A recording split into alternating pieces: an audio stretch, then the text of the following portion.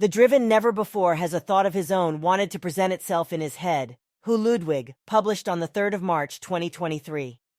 Where do the other thoughts come from? Silly question, many will think that is obvious, that we form all thoughts ourselves in our consciousness. That may sometimes be the case. But how many thoughts do we take over unnoticed from the media, from public opinion, and finally consider them to be our own? And how many thoughts just appear in our consciousness, suddenly come to us, as they say, without our effort and control behind them, and cause us to act in a way that we may regret afterwards because we did not consider their consequences? From where do the thoughts of lies, deception, hatred, war, destruction, and annihilation of other human beings come to us? The answer determines war or peace. In mid-February 2023, the government media reported approvingly that Vice-Chancellor Robert Habeck of the Green Party would be awarded this year's Ludwig Born Prize for essay writing on the 11th of June in Frankfurt's Paulskirche. This is also a way of cultivating the image of the current has-beens in politics.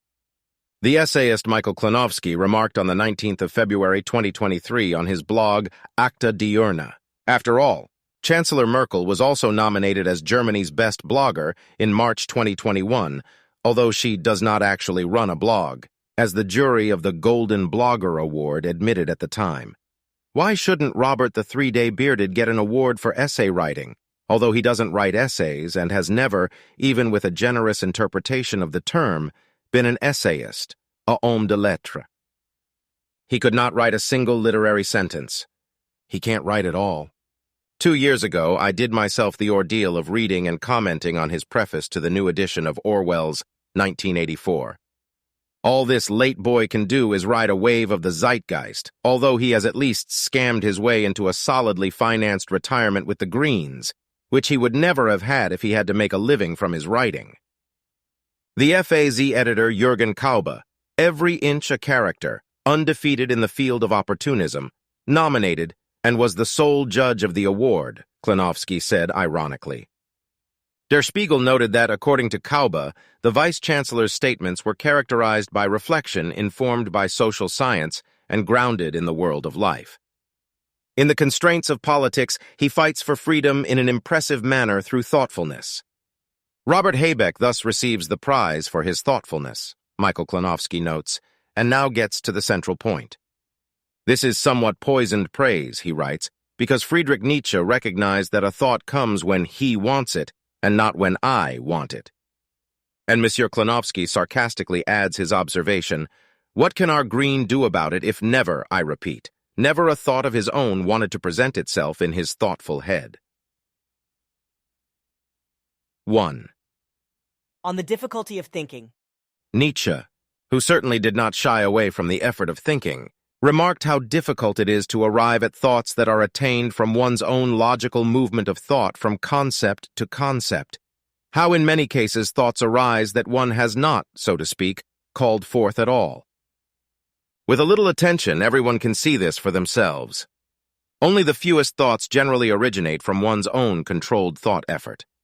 Most thoughts are taken over from other human beings or have just occurred to us without our doing. But when Nietzsche formulates, the thought comes when it wants to, and not when I want to, we have to be even more precise. Thought itself has no will.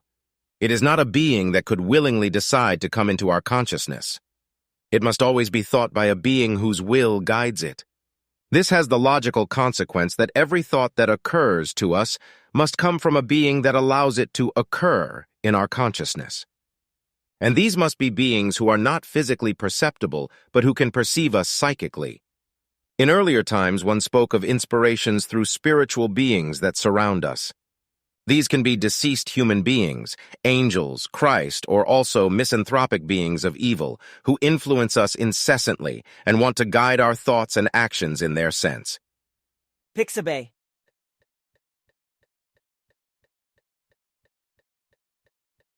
In the popular consciousness, this was still alive in past centuries and expressed in old folk plays such as the Oberhofer Christmas plays.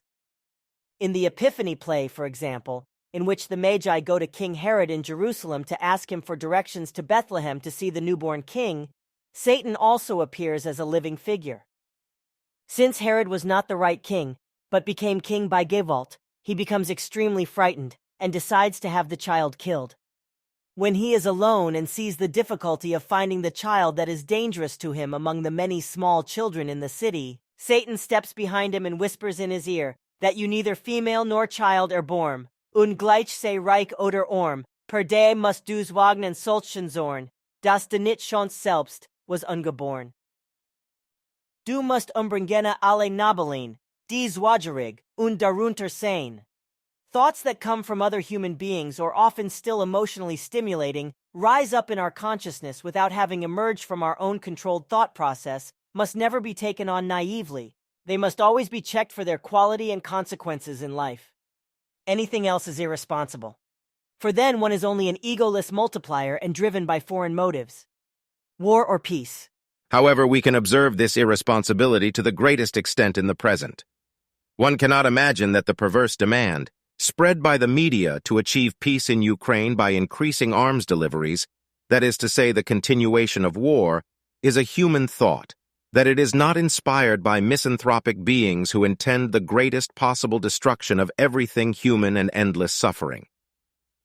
Anyone who speaks of peace and at the same time advocates the continuation of war with ever heavier weapons is schizophrenically clouded and driven in his thinking and will by beings of evil.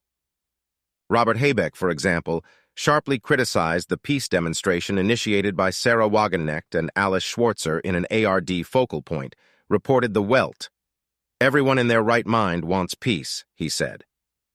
But Wagenknecht and the people following her wanted to sell as peace something that an imperialist dictator was imposing on Europe. Habeck, who thinks he is in his right mind, also supposedly wants peace. But in order to be able to reject Wagenknecht's and Schwarzer's efforts for peace, he is trying to imply that they want peace in the sense of Putin's goals.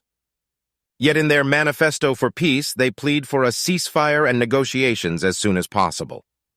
Only then can it be determined whether and under what conditions peace will be achieved. So Habeck is lying in order to reject the peace efforts and continue the war. He is, in his own words, not in his right mind. Furthermore, he claims that Putin is an imperialist dictator who wants to impose his will on Europe and continues, if that were to prevail, it would be an invitation to Russian President Vladimir Putin and all the lunatics in this world to invade the next countries. This is not peace. This is a chimera that is being built. This is a political misleading of the population. How does he know this? These thoughts are not the results of his own cognitive process based on proven reasoning. He has taken them from whisperers, or they have popped into his head from the aforementioned background. Even a little research into contemporary history leads to the realization that it is precisely the USA that are the global imperialists who want to weaken Russia, bring about regime change, and bring it into their sphere of political, economic, and cultural influence. What does the USA have to do in Ukraine, which has a close cultural past and kinship with Russia, where it has brought about an anti-Russian regime change, armed the army, and in effect let it fight a U.S. proxy war against Russia? What would the U.S. scream and make short work of if the Russians mobilized Mexico against the U.S. and installed missiles that could reach and destroy Washington in 5 or 10 minutes? Whoever is engaged in political misleading of the population on the largest scale here is Robert Habeck and the entire German party regime in devoted vassal service of the world imperialist. They talk of peace and pursue war until Ukraine wins. Putin must not win. In reality, they do not strive for peace. They do not want to end the mutual barbaric slaughter to make way for negotiated solutions, but pursue war aims of the USA at the cost of further endless destruction and killing of human lives. These are not human, but diabolical thoughts of human beings' destruction, which penetrate their ego-empty minds, make them virtually obsessed with themselves, and drive them forward to their acts of destruction. Whether we recognize and wake up to the fact that our consciousness is the arena not only of our own hard-won thoughts, but also of the thoughts of other beings, especially evil beings, who fight for and against the human being, decides war or peace and the future of humanity. We are responsible for what we think.